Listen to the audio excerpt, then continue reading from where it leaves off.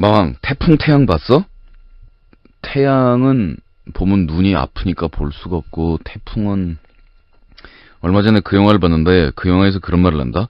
좋아하는 일을 직업으로 삼으면 재미가 없어진다. 정말 그럴까? 요새 나 방황 중이거든. 내가 뭘 좋아하는지, 뭘 해먹고 살아야 할지에 대해서 난 정말 이제까지 좋아하는 일을 해야 행복할 거라고 생각했거든. 그래서 정말로 내가 뭘 좋아하는지에 대해서 현재까지 계속 고민하고 있고, 근데 저 영화 말대로라면 좋아하는 일도 직업으로 삼으면 재미가 없어지니까 좋아하는 일은 그냥 좋아하는 일로만 남겨둬야 한다는 거잖아. 그럼 직업은 뭘 택해야 되나? 그냥 상황에 주어지는 돈 잘 버는 거, 그런 거 택하면 되나? 근데 이것도 사실 재미없잖아. 좋아하지도 않는 거 돈 벌려고 하는 거면. 에이, 그럼 결론은 좋아하는 거 해도 재미없어지고 안 좋아하는 거 해도 재미없는 거면 뭘 택해도 뻔한 건가? 이 말에 대해 마왕의 의견을 듣고 싶어. 마왕은 음악이 정말 좋아서 한 거잖아. 뮤지션을 직업으로 하니까 좋아? 좋아하는 일을 직업으로 삼으면 재미가 없어진다? 누가 그래요? 아직도 재밌구만. 좋아하는 일을 직업으로 삼으면 재미가 없어진다. 이 말을 반드시 참이라고 얘기할 수는 없겠는데요. 좋아하는 일을 직업으로 삼는다 하는 것의 의미가 뭐냐라는 것도 아주 여러 가지로 생각을 해볼 수가 있거든요. 좋아하는 일을 직업으로 삼는 과정은 의외로 대부분이 직업으로 삼으려는 뚜렷한 목적 의식 없이 직업이 되어버리는 그런 경우도 참으로 많은데다가 어느 날 정신 차려봤더니 이게 직업이 되는 거죠. 오잉? 예, 이렇게 되는 경우도 참으로 많은데다가 또 정말로 좋아하는 일을 직업으로 삼아야겠다라고 하면서 막 가는데 좋아한다라는 말의 의미도 여러 가지로 풀어볼 수가 있습니다. 간단한 예를 들어볼게요. 나 애기 좋아해. 애기의 어떤 거를 좋아하는 거죠? 애기 좋아한다 그러면 많은 사람들이 애기를 좋아한다라고 얘기를 합니다. 그리고 애기를 좋아하는 듯이 이야기를 하고 말하는 것이 그 사람의 보통 좋은 인간성과 품성을 표현하는 것처럼 이야기를 합니다. 그래서 수많은 정치인들이 어울리지 않게도 애를 안고 이렇게 사진을 찍는다든가 아이들하고 같이 있는 이런 모습을 비추면서 자기의 이미지를 제고하려고 노력을 하죠. 그런데 사실 많은 사람들은 그 아이가 방싯방싯 웃고 예쁜 짓하고 그 착한 순간에 좋아하지, 아이가 미운 짓하고 울고 떼쓰고 땡깡 부릴 때 아이를 좋아하진 않습니다. 물론 아이가 땡깡 부리고 막 이럴 때도 끝까지 웃을 수 있고 막 그렇게까지 좋아하는 사람은 지혜 아닌 다음에야 많지는 않겠죠. 그러나 그래도 아이를 좋아한다 함은 애가 애교 떨고 귀엽고 이쁜 짓 하고 있는 그 잠깐의 순간에는 좋아하다가 조금만 애가 울상짓고 엥 하고 시끄러운 소리만 나면 고개를 팍 돌리는 사람을 아이를 좋아한다 라고 말을 하진 않을 겁니다. 자, 음악을 좋아한다 라고 이야기를 한다라면 직업으로 삼을 만큼 음악을 좋아한다라고 하면 그 음악을 듣는 거를 좋아할 뿐만 아니라 음악을 창작하는 과정에서 오는 즐거움, 음악을 창작하는 과정에서 오는 고통, 이런저런 면들을 같이 결과적으로 총점을 봤을 때는 그래도 즐긴다라고 말할 수 있는 사람이 이제 직업이 될 수 있는 걸 겁니다.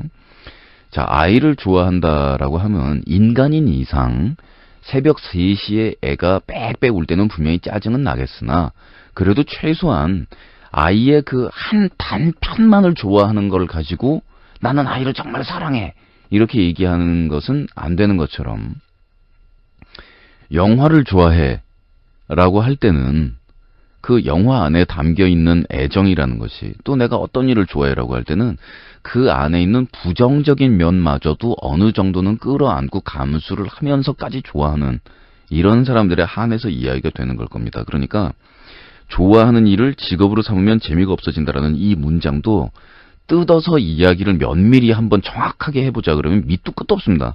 이 문장을 가지고 하루 종일 이야기를 할 수가 있어요. 좋아하는 일을 여기에서 지금 좋아하는 이라는 단어를 하나를 분석을 해봤습니다. 좋아한다라는 의미가 어떤 건데? 자, 그럼 그 다음에는 직업으로 삼으면, 직업으로 삼는다라는 행위에 대해서 정신 차려보니까 이게 직업이네 라는 것처럼 이게 대단히 애매하다라고 말씀을 드렸죠. 근데 또 직업과 취미 사이의 그 균형과 이런 것들이 애매한 경우가 있습니다. 어떤 사람은 직업은 돈을 벌어서 생계를 유지하는 것은, 낮에 직장을 나가는 것은 어떠한 분야의 일인데, 퇴근 이후에 자기가 하고 있는 취미가 사실은 정신적인 중심에서는 훨씬 더 중요한 경우가 있습니다. 전에 한번 그 말씀 드렸죠. 우리나라 식민지 시대에서부터 우리나라에 나왔던 각종 학교 교과서와 이런 종류를 지금까지 우리나라를 몇백 번을 오가면서 수집을 했던 한 일본인의 경우, 그 사람은 낮에는 직업으로 돈을 벌고 하는 직업은 전혀 다른 쪽에 있었는데, 문서를 다루고 관리하고 수집하고 보관하는 이런 문제에 있어서 전문가가 될 정도로 연구와 노력을 했습니다. 그 일 때문에 결혼도 못했고요. 집 전체의 장소를 책을 보관하고 관리하고 이런 용도로 평생을 그걸 사용을 했고요. 자, 그러다 보니 직장에서 자기가 일을 하는 것은 자기가 아니더라도 다른 누군가를 채용해서 할 수 있는 이런 중요성의 일을 가지고 직업을 해서 거기서 벌어들인 돈으로 생계를 유지하고 연구비로 사용을 했는데, 밤에 자기가 퇴근을 해서 하는 취미는 자기가 일생을 걸쳐서 세우고 있는 계획이 있었고 1년, 2년, 5년, 10년, 15년에 걸치면서 자기 일생의 업적이라고 불리울 만한 일은 취미의 영역에서 이루어지고 있었습니다. 이 사람은. 그런 다음에 자기의 수집품이 어느 정도 연구 성과를 얻고 나자 이것을 한국 사람들한테 반납을 하면서 좀 더 전문가들이 이제 좀 더 연구 목적에 써달라라고 얘기하면서 평생에 걸친 업적이라고 부를 수 있을 이런 부분들을 원래 주인인 우리나라 사람들에 그대로 반납을 해버렸습니다. 자, 이 사람이 사후에 사람들에게 어떻게 인식이 남을까요? 이 사람은 어떤 일을 했던 사람으로 묘비명에 뭐라고 이 사람이 적힐까요? 사람들은 이 사람에 대해서 문서 연구가나 수집가로 이야기를 할 겁니다. 자, 그런데 생각해보세요. 이 사람은 문서 연구 및 수집가로서 평생 돈을 한 푼도 못 벌었어요. 일원 한 장 번 적이 없어요. 자, 근데 우리는 직업에 대해서 학교에서 뭐라고 배우냐고요. 이제 생계를 유지하며 직업의 목적이. 그 다음에 자아실현. 뭐 이렇게 얘기를 여러 가지를 겹쳐서 얘기를 하는데, 생계 유지 목적과 자아실현 목적이 합치되는 인생을 살고 있는 사람이 몇 퍼센트나 될까요, 인생에? 몇 퍼센트나. 가장 좋은 경우는 그걸 것 같아요, 제가 생각해도. 생계 유지와 자아 실현을 같은 지역에서 하는 사람. 어떤 직업을 하는데 그게 내가 살고 있는 목적이며 그 목적을 위해서 내가 하고 있는 행위가 내 입에 밥을 넣어준다. 물론 그렇게 되기 위해서 사람들은 노력을 하죠. 그런데 아니 도박도 이길 확률이 3분의 1 안 되면 미쳤다고 누가 하냐고요. 그렇게 될 확률이 얼마나 있죠, 우리 인생에서? 희박하단 말입니다. 사실 많지 않단 말이에요. 그러면 그 다음으로 우리가 생각을 해봐야 될 게 양립이거든요. 내가 자아실현과 뭐 이런 것들을 위해서, 그게 뭐 어떤 내 종교 생활일 수도 있고 내가 따로 뭐 연구를 하는 걸 수도 있고 취미일 수도 있고 몸일 수도 있고 있는데, 그걸로는 내가 돈은 못 번다. 그러니까 직업으로 내가 생계를 유지하고 이러는 거는 그래도 내가 싫어서 몸서리를 치는 거는 아닌 직업, 또 내가 좋아하는 사람들하고 같이 스트레스 안 받으면서 할 수 있는 일, 이렇게 우선순위를 정해서 그것을 이제 직업으로 갖고 내 업적이라고 생각할 수 있는 것들에 대해서는 뭔가 또 다른 거를 시도하는, 이렇게 분립하는 방법이 있을 거예요. 그런데 놀랍게도 너무나 현실적인 이 방법에 대해서 그 가치를 인정하지 않거나 혹은 그 방법에 대해서 우리나라 사람들 아예 고려를 하지를 않습니다. 그래서 우리 상담 시간에 가끔 그 얘기 나오잖아요. 왜? 전에 우리 쭉정이 드러머 있었죠. 드럼스틱 잡아보고 연습하기도 전에 손목부터 먼저 그어버린. 그래서 자기가 좋아하는 것을 직업으로 삼지 못할 경우에 나는 죽어버리겠다라는 극단적인 결론부터 먼저 내려버리는. 자기가 좋아하는 일을 하기 위한 방법은 그렇게 스케일 크고 거창하면 위인전에 나올 것 같은 방법이 아니라 좁은 차근차근 가는 방법을 통해서 이루어지는 경우가 많다고요. 자, 아까 그 문서 연구가의 예를 다시 한번 생각해 봅시다. 이 사람은 나중에 직업 문서 연구가 및 수집가로서 사람들한테 인식이 될 거예요. 그런데 그건 업적상으로는 그렇지만, 돈 번 걸로 따지면 땡이라니까요. 땡? 0? 오히려 갖다 박았죠. 그리고 그런 사람 많습니다. 바로 자기가 목표하는 그런 바를 위해서 자기가 일생 벌어들인 돈을 생계 유지비 말고는 모조리 꼬나박거나 심지어는 선대로부터 물려받은 유산까지 갖다 박으면서 뭔가 하나를 해내고자 하는 그런 사람들이 있단 말입니다. 자, 그러면 좋아하는 일을 직업으로 삼으면 재미가 없어진다. 이 문장 중에서 직업으로 삼으면까지 갔죠? 자, 그러면 재미가 없어진다. 재미가 뭔데요? 뭐가 재미인데요? 어디서 얻어지는 성과물, 결과물에 대한 재미일까요? 과정에서의 재미일까요? 그리고 성과에서 긍정적인 성과가 나올 때의 재미일까요? 아니면 부정적인 성과가 나와버렸기 때문에 당혹하면서도 끝까지 물러서지 않고 투쟁하는 그 과정에서의 쾌감, 이런 건 없느냐? 이런 것들이 생각으로 많은 가치들을 가지고 있어요. 예를 들면 요즘 같으면은 저는 음악하는 재미가 정말 없지 않겠어요? 음반이라는 거 자체가 우리나라에서 지금 없어진 거나 마찬가지다라고 얘기하는 이런 상황인데, 아니 그런 거 오버해서 걱정하는 분들 참 많아요. 뭐 인터뷰할 때 기자들도 그래요. 아, 요즘 같은 상황에서는 뮤지션들 만나서 인터뷰하기가 참 무안하다고. 그래서 아니 왜들 그런 생각을 할까? 음악이라는 게 먼저 있고 나서 그 다음에 음반이라는 게 있었지, 음반이라는 게 생긴 다음에 음악이라는 게 생겨난 것은 아니다. 그리고 음반이라는 게 무슨 뭐 디지털 파일의 형태가 되든 CD의 형태가 되든 레코드 형태가 뭐가 되든 변해나가겠지만, 음악한 사람은 음악을 하면서 시대가 바뀌는 걸 기다리는 거지, 시대가 바뀌는 거를 다 기다렸다 음악을 하진 않는다.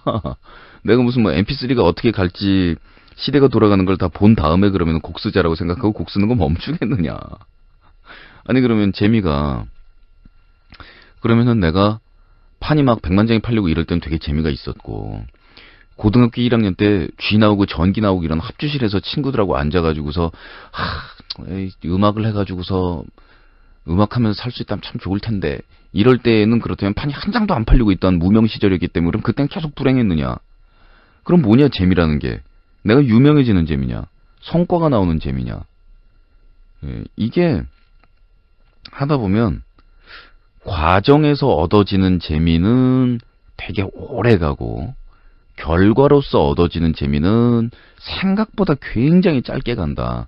이런 것들을 이제 경험상으로 배워가면서 가는 거거든요. 그러니까 직업을 삼는다 하면 결과에서 얻어지는 재미에 집착하는 사람은 직업으로 못 삼죠, 사실은. 그럴 경우에 성공하지 못하면 모든 게 불행하다라는 건데, 그럼 그런 사람들은 또 자기만 괴롭히는 게 아니고 주위 사람 괴롭혀요. 막 자기를 학대하는 모습을 보여가지고 주위를 괴롭히거나, 아니면 주위 사람들 원망하거나 왜 나 안 말렸냐고 막 이런데도요. 자기 막 뭐 한다 그럴 때는 왜 나 허락 안 해주냐고 막 그러고, 나중엔 왜 나 안 말렸냐고 막 이런데도요. 그 뭔가를 직업으로 삼는다면 너 이거 하다가 꼴라당 안 돼가지고 굶어 죽을 수도 있다. 그래도 괜찮아? 이 질문에 대해서 오케이를 하니까 시작을 할 수 있는 거 아니에요, 사실은. 그러니까 뭐 아무리 힘들어도 저 같은 경우에도 너 옛날에 음악 시작할 때 너 이러다가 꼴랑 성공은 그냥 판 죽을 때까지 정말 한 장도 못 내보고, 그땐 그게 정말 저릿저릿한 현실이니까 그때는 저한테는 성공이라는 게 다른 의미가 아니었어요. 죽을 때까지 판을 한 장이라도 내볼 수 있느냐, 내볼 수 있냐도 아니야, 정확하게 얘기하면 녹음을 해볼 수 있느냐, 이게 저한테는 딱 성공의 기준이었기 때문에 그런 식으로 치면 많이 넘은 거죠. 20몇 장을 냈는데 너 굶어 죽어도 괜찮다라고 그랬잖아. 너 잠실되기 위해서 자살을 하고 너 울라고 징징대면서 라고 저 자신을 추궁을 해요. 할 말 없잖아요. 좋아하는 일을 직업으로 삼으면 재미가 없어진다라는 문장은 그래서 1000가지, 10,000가지, 억가지로 해석이 될 수 있습니다. 그래서 그 모든 것은 다 자기한테 달려있는 문제일 거라고 생각해요. 그러니까 좋아하는 일을 해야 행복할 거라고 생각을 했다. 내가 뭘 좋아하는지에 대해서 현재까지 고민하고 있다. 그러니까 뭐 이런 글들을 쭉 쓰셨는데, 자, 요 모든 문장이 어떤 의미를 가지는 문장이고 정확하게는 사실은 뭘 의미를 하는 것인지 한번 다시 쭉 생각을 해보시면 좋은 결론이 나오지 싶어요. 그렇지만 뭐 어떤 문제가 있으면은 때로는 단순화하는 게 모든 것의 해답이라 그러잖아요. 아주 단순하면 제일 첫 질문은 너 뭐 좋아하는데? 근데 그런 다음에 그 다음 질문이 근데 그거를 하고 살고 싶어? 라는 질문은 그 다음에 따라가잖아요. 순서상으로 볼 때. 그렇다면 첫 번째는 뭘 좋아하는지. 그리고 아직 뭐 중고생이신 것 같은데 그렇다면 그 시기에는 그걸 어떻게 하면 할 수 있는가라는 가능성에 대해서 이야기하는 것보다는 내가 뭘 좋아하는가에 대해서 많은 시간을 탐색하는 것이 옳다고 봅니다. 그걸 어떻게 하면 가능하게 할 것이냐라는 답은 사실은 내가 그걸 뭘 좋아하고 얼마나 좋아하느냐를 좋아하는 그 과정 속에 들어있거든요. 그게 어떻게 그거를 실현시킬 것이냐라는 답은 좋아하는 과정 속에 들어오는 경우가 많아서 많이 좋아하세요. 그리고 이제 뭔가를 정말로 직업으로 골라 잡아야 될 때가 되면 내 앞에 벌써 선택이 몇 개가 이렇게 쭉쭉쭉쭉 늘어서 있게 된다고요. 그럼 논리적으로 이제 그거를 순서대로 골라 잡으면 되는데 그 경우에 제일 난처한 사람들은 그 시기에 이르기까지 내가 뭐를 미치게 좋아하는가에 대해서 답을 못 내리는 사람들이 더 훨씬 더 힘들고요. 또 선입견에 빠지시면 안 되는 거. 직업으로 삼을 정도로 미치게 좋아하는 거는 한 개가 아니라 여러 개일 수 있습니다. 그리고 그럴 경우에 어른들이 말씀하시는 팔방미인 밥 굶는다라든가 한 우물을 팔아라는 말 믿지 마세요. 여러 우물을 파다 보면 우물과 우물 사이에 통로가 있다는 것도 알게 되고 여러 우물 파본 놈은 나중에 사막 떨어뜨려놔도 그 마른 땅에서 여기서 내가 새로 파지? 딱 이런 얘기하고 그럽니다. 걱정 마시고 좋아하는 게 있을 때는 이걸 직업으로 할 수 있다 없다 이런 생각하지 마시고 아우 짜증나게 왜 그럽니까? 좋아할 때는 확 좋아하는 감정에 몸을 맡기고 현실이니 뭐니 하는 얘기는 이렇게 쓱 본 다음에 절로 가 발로 빡 차버리고 찌그러져 있어 그런 다음에 그냥 순수하게 너무 좋아 그렇게 휙 맡겨놓고서 헤헤 하고 좋아하고 있다가 그다음에 헉 저것도 좋은데 그럼 또 그쪽으로 쫄쫄쫄 가가지고 이것도 좋아 그리고 아기처럼 뛰어노는 것에 답이 있다고 봐요. 너무 어른들의 논리를 어른들의 얘기를 자 그거를 직업으로 삼자 너무 어른들의 논리를 들이대가지고서요 뭘 어떻게 좋아하는 마음이 활짝 자라겠어요. 요만한 화분 안에서 어떻게 큰 나무가 자라겠어요. 그리고 어른들의 그 작아진 화분 사이즈가 딱 정해져 있는 화분밖에 못 갖게 되니 이제 어른들이 자 그걸 내서 먹고 살란 말이지 이러고 잘난 척하고 있을 때 그 화분에다가 내 나무를 맡겨버리면은 그럼 요만한 나무밖에 안 돼요. 왜 이렇게 오래 떠들었노?